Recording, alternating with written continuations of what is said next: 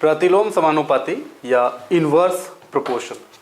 पिछले क्लास में एक बात बताए थे कि इसमें हम लोग जो प्रतिलोम समानुपाती होता है उसे हम लोग व्युत्क्रमानुपाती भी कह सकते हैं। ठीक है, तो प्रीवियस क्लास हम लोगों का इस बात पर एंड हो गया था कि ये क्या होता है। इसका डेफिनेशन को हमने सीखा था और इसे लिखने सीखा था, लेकिन इस पर कुछ एग्जाम्पल जो हमें करना था वो हम नहीं कर पाए थे, टाइम ओवर हो गया था।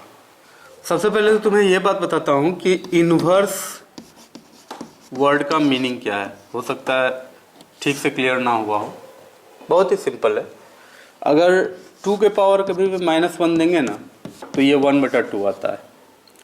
तो 2 टू दी पावर -1 को शॉर्ट में आप कह सकते हैं 2 इनवर्स। ठीक है, पहले हम लोगों ने जब सीधा समानुपाती पढ़ा था, डायरेक्टली प्रोपोर्शनल पढ़ा था, तो उसमें हम लोग ऐसे लिखते थे कि x directly proportional to y। लेकिन जब हम लोग प्रतिलोम समानुपाती पढ़े यानी इन्वर्सली प्रोपोर्शनल पढ़े तो उसे हम ऐसे लिखते हैं x inversely proportional to y।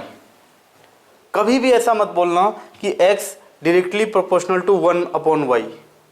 कहने के लिए कहा जा सकता है, लेकिन हम लोग उसको गलत मान के चलेंगे। इसको हमेशा पढ़ा जाता है x y के व्युत्क्रमानुपाती है। आप ये पूरा वर्ड नहीं लिख करके क्या क्या लिख सकते हैं? आप लिख सकते हैं प्रतिलोम समानुपाती। आप व्युत्क्रमानुपाती नहीं लिखें, इसके जगह पर प्रतिलोम समानुपाती लिख दें, एकदम चलेगा, कोई दिक्कत की बात नहीं है। आप इसके जगह लिख सकते हैं इन्वर्सली प्रोपोर्शनल। इन्वर्सली प्रोपोर्शनल, ठीक है। तो ये वर्ड इन्वर्स का मतलब समझ में आया, ये कैसे हुआ ये समझ में आया। एक और बात समझ लो कि 2 का इन्वर्स होता है 1/2 और 1/2 का इन्वर्स क्या होगा? तो 1/1/2 यानी बट्टे के बट्टे में 2 आ गया है तो इसको 2 लिख देंगे। इतना ही सिंपल है, कुछ खास इसमें है नहीं, और अगर था तो मैंने उसे क्लियर करके अलग से बता दिया। चलो अब एक एग्जाम्पल पर चलते हैं। हम सब जानते हैं कि 2020 में 2020, 21 और कुछ 22 में भी लॉकडाउन रहा, and that lockdown was caused by corona pandemic के कारण लॉकडाउन लग गया था। तो उस लॉकडाउन में हम लोगों ने अपना वैक्सीन तैयार किया और एक पॉइंट आया जब देश में बहुत ज़्यादा नंबर्स था, कोरोना इन्फेक्टेड लोगों की संख्या बहुत ज़्यादा थी। ठीक है, उसके बाद हम लोगों ने वैक्सीन लगाना शुरू किया। तो फिर चलो उस कंडीशन को देखते हैं। मान लो इन्फेक्टेड लोगों की संख्या x कह रहे हैं और वैक्सीनेशन की संख्या y कह रहे हैं। इन्फेक्टेड लोगों की संख्या है x और जितना वैक्सीन लगाया जाएगा वो है y। तो सपोज एक समय ऐसा था जब 10 करोड़ लोगों को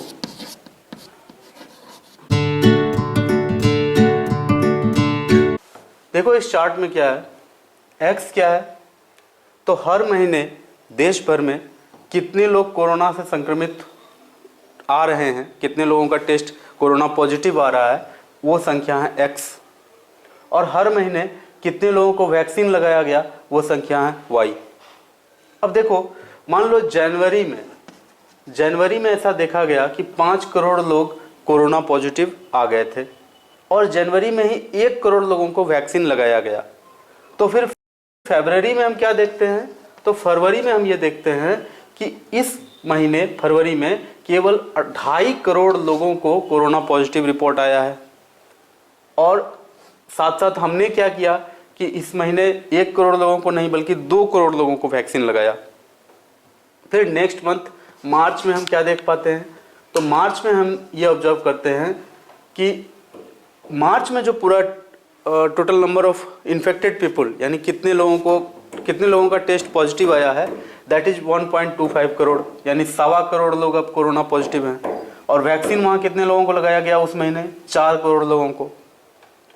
4 करोड़ लोगों को जैसे ही वैक्सीन लगाया गया तो देखा जाता है कि ये 1.25 करोड़ से घट करके आ गया 60,12,500, और फिर हम 8 करोड़ वैक्सीन लगाएं और ये चलता रहा क्रम। यहाँ हम लोग एक देख सकते हैं एक बात को कि नंबर ऑफ इन्फेक्टेड पीपुल, संक्रमित लोगों की संख्या, कोरोना पॉजिटिव लोगों की संख्या जिस रफ्तार से घट रहा है, हम उसी रफ्तार से वैक्सीनेशन का कार्यक्रम आगे बढ़ा रहे हैं। मतलब वैक्सीनेशन की संख्या बढ़ रही है और कोरोना पॉजिटिव लोगों की संख्या घट रही है।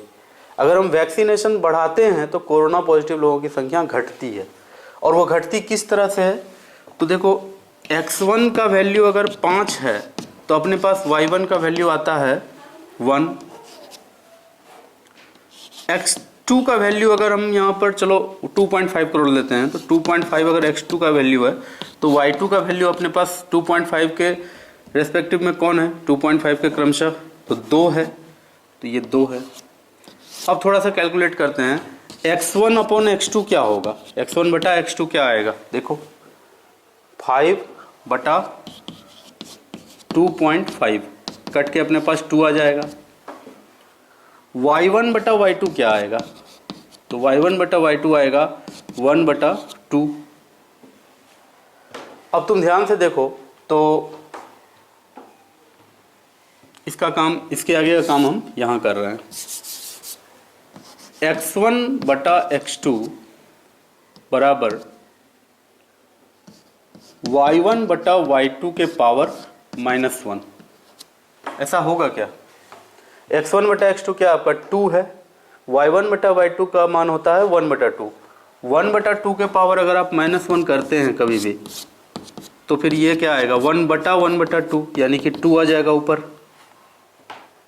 हो सकता है ये ना दिखे, इसको समझो कि 1 बटा 2 पर अगर कभी भी पावर -1 पड़े तो ये अपने आप 2 आ जाएगा। अगर 2 के पावर -1 पड़ता है तो फिर 1 बटा 2 आता है। तो इसलिए हम लोग कहते हैं इस hence x inversely proportional to y, x y के व्युत क्रमानुपाती है या फिर x y के प्रतिलोम समानुपाती है। फिर से एक बार देख लो इसको कि x का वैल्यू 5 से जब 2.5 होता है उसी समय वैक्सीनेशन यानी y का वैल्यू 1 से 2 हो जाता है। x आधा घट रहा है और y दुगुना बढ़ रहा है। इस तरह का रिलेशन को कहा जाता है प्रतिलोम समानुपाती। इस तरह का रिलेशन को कहा जाता है प्रतिलोम समानुपाती। चलो ये तो थोड़ा सा कॉम्प्लिकेटेड एग्जांपल हो सकता है, मान सकते हैं कि तुम्हारे लिए थोड़ा कॉम्प्लिकेटेड हो गया। एक बहुत ही सिंपल एग्जांपल करते हैं, शायद उससे कॉन्सेप्ट क्लियर हो जाए।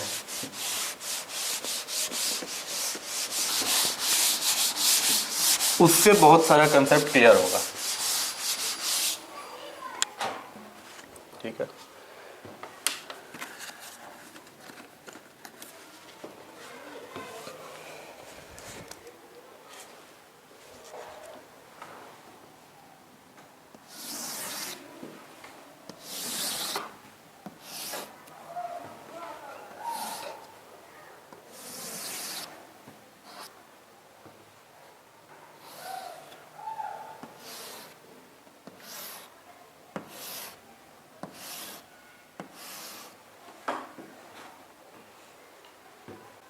देखो एक चार्ट है, अभी इस चार्ट पर कुछ काम करेंगे। सपोज 2 व्यक्ति हैं, एक है, सपोज कोई भी नाम सोच सकते हैं, चलो एक नाम सोच लेते हैं विजय, ठीक है, विजय।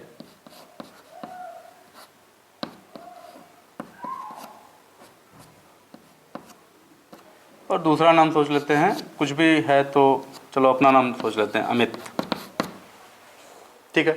अब ध्यान से देखो, विजय एक सपोज विजय एक बहुत ही अमीर आदमी है, इसके पास टोटल 10 करोड़ रुपए हैं, ठीक है, 10 करोड़।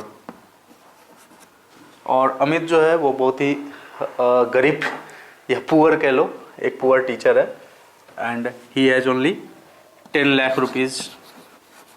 10 लाख बहुत ज़्यादा होता है, 10 लाख। तो विजय के पास 10 करोड़ है और सेम टाइम में वी के पास 10 करोड़ है, ए के पास 10 लाख है। ठीक है। लेकिन चलो विजय का कुछ आदत खराब हो गया या फिर कुछ उसका प्रॉब्लम रहा हो, और अमित का भी अपना कुछ जो भी अर्निंग कैपेसिटी रहा हो और उसका कुछ गुड हैबिट अगर रहा हो, अच्छी आदतें अगर रही हो, तो सपोज विजय पैसे बहुत ज़्यादा खर्च करता है, तो उसने क्या किया, 5 करोड़ रुपए कहीं खर्च कर दिया और उसके पास अब बचे हैं मात्र 5 करोड़।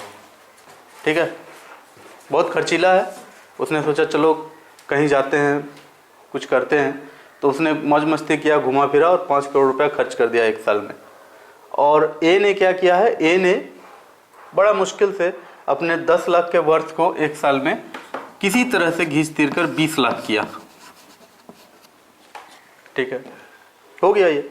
अब नेक्स्ट ईयर फिर क्या होता है, फिर उसके अगले साल क्या होता है कि ये अपने 5 करोड़ में फिर देखता है कि अरे एक साल में मैंने 5 करोड़ खर्च कर दिए, ये तो बहुत ज़्यादा है, चलो कुछ कम करते हैं। तो फिर वो अपनी आदत को सुधारता है थोड़ा सा, लेकिन ज़्यादा नहीं सुधार पाता है क्योंकि आदत जल्दी छूटती नहीं है कोई भी। तो अब इसके पास बचा है मात्र 2.5 करोड़। वी के पास पहले कितना था, 10 करोड़, फिर हो गया 5 करोड़, फिर हो गया 2.5 करोड़। ए के पास पहले कितना था, 10 लाख। वो 10 लाख को उसने बढ़ाकर कितना कर लिया, 20 लाख। और 20 लाख अब बढ़ के कितना हो जाएगा, 40 लाख। क्योंकि इसने सीख लिया है कि कैसे पैसे को डबल किया जाता है। और इसने पहले ही एक गलती कर दिया था कि इसने पैसे जितने थे उसको उड़ाना सीख लिया था, जितने पैसे थे उसे खर्च करना सीख लिया था। तो इसका क्या हो रहा है, हाफ हो गया था पहले, 10 से 5 हुआ था, फिर 5 से 2.5 हुआ। अब 2.5 से क्या हुआ कि 1.25 हो जाएगा,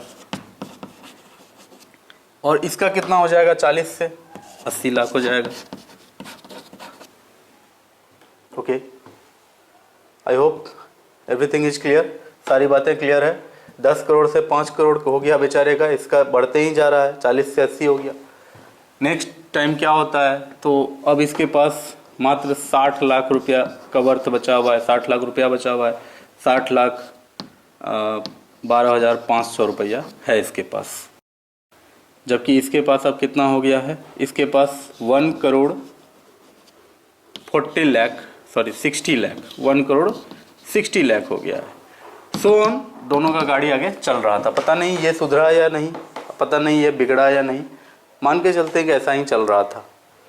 तो v का वैल्यू देखो, ये दोनों रैंडम है, ऐसा नहीं है कि दोनों का एक दूसरे से कुछ लेना देना है। लेकिन अब जब दोनों का स्टडी करते हैं तो दोनों के बीच में एक रिलेशन समझ में आता है, एक संबंध लगता है दोनों के बीच में कि 2010 में दोनों के पास 10 करोड़ था, एक के पास 10 करोड़ था, एक के पास 10 लाख था।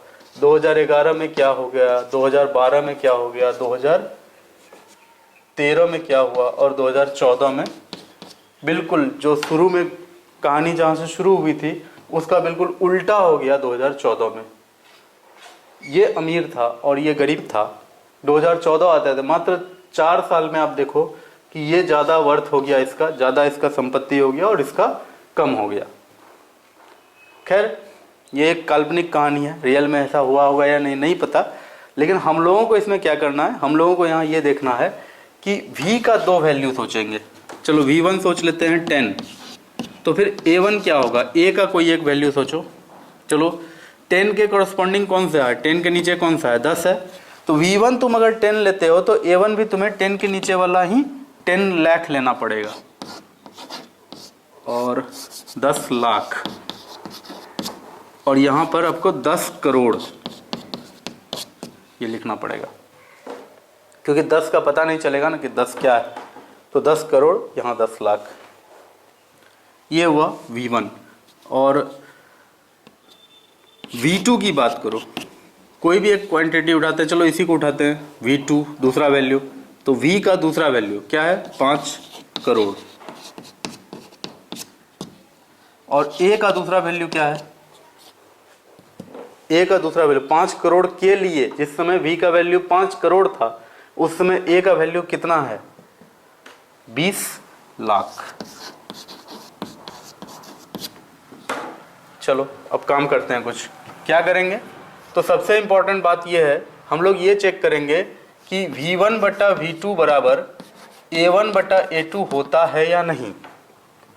अगर v1 बटा v2 बराबर a1 बटा a2 होगा तो माना जाएगा कि ये दोनों क्या है, डायरेक्टली प्रोपोर्शनल है। लेकिन अगर ये नहीं हुआ, V1 बटा V2 बराबर A2 बटा A1 निकल आया किसी भी तरह से, तो फिर हम लोग मान के चलेंगे कि ये V और A क्या है, आपस में इन्वर्सली प्रोपोर्शनल है, व्युत क्रमानुपाती है। तो वही अब हमें चेक करना है। चलो सबसे पहले V1 बटा V2 चेक करते हैं। तो V1 है 10 करोड़, 10 करोड़, V2 कितना है 5 करोड़। V1 है 10 करोड़, V2 है 5 करोड़। 10 करोड़ बटा 5 करोड़ कितना आएगा, कट के टोटल रेशियो 2 आएगा। और A1 बटा A2 कितना है वो भी देख लेते हैं। तो A1 बटा A2 आएगा अपने पास 10 लाख बटा 20 लाख, 10 लाख बटा 20 लाख, और ये कट करके आएगा आपके पास 1/2, 1/2। अब तुम देख सकते हो कि V1 बटा V2 और A1 बटा A2 आपस में इक्वल तो नहीं है, बिल्कुल इक्वल नहीं है। इसका मतलब डायरेक्टली प्रोपोर्शनल तो है ही नहीं। अब क्या है यहाँ पर तब, तो बहुत ही इजीली दिख रहा है कि इसका वैल्यू 2 आ रहा है तो इसका वैल्यू 1/2 आ रहा है। यानी कि हम लोग कह सकते हैं कि V1 बटा V2, V1 बटा V2 बराबर 1 बटा A1 बटा A2।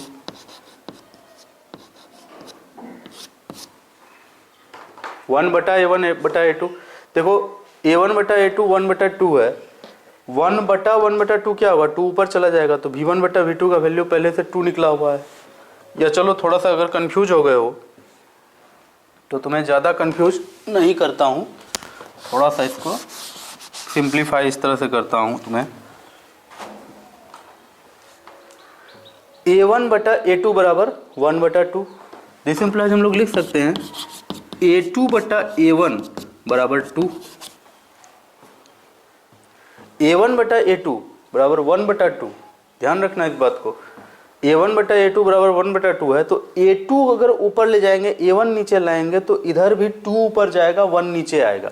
अब 1 नीचे आएगा तो 2/1 लिखने का जरूरी नहीं है, आप 2 लिख दीजिएगा, काम आपका चल जाएगा। तो A2 बटा A1 आप 2 यहाँ पर लिख सकते हैं। इससे हम लोगों को क्या फ़ायदा है, इससे हम लोगों को ये फ़ायदा है कि V1 बटा V2 का वैल्यू पहले हम लोगों को मिल चुका है 2, और A2 बटा A1 का भी वैल्यू हम लोगों को क्या आ रहा है 2। इस तरह से हम लोग एक कंक्लूजन पर पहुंचते हैं कि V inversely proportional to A, V inversely proportional to A। तो यही हम लोगों का यहाँ पर एक रिलेशन निकल करके आता है दोनों के बीच में। तो इसी को कहा जाता है इन्वर्सली प्रोपोर्शन। कोई भी दो क्वांटिटी का आपस में इन्वर्सली प्रोपोर्शन होने का यही शर्त है कि x1 बटा x2 कहाँ गया, यहाँ है, चलो यही देख लो, x1 बटा x2 इक्वल्स y2 बटा y1। क्या बताया गया था, x1 बटा x2 इक्वल्स y2 बटा y1, यही रिलेशन है। तो इस तरह से इन्वर्सली प्रोपोर्शनल का एक एग्जाम्पल दे करके कंसेप्ट को क्लियर करने का कोशिश किया है। और सिंस स्कूल बंद हो चुका है विंटर के कारण, तो आपका पढ़ाई हैम्पर ना हो इसलिए थोड़ा थोड़ा इधर ऑनलाइन सपोर्ट आप लोगों को दिया जा रहा है। उम्मीद है इससे आप लोग फ़ायदा उठाएंगे। Thank you so much, good bye.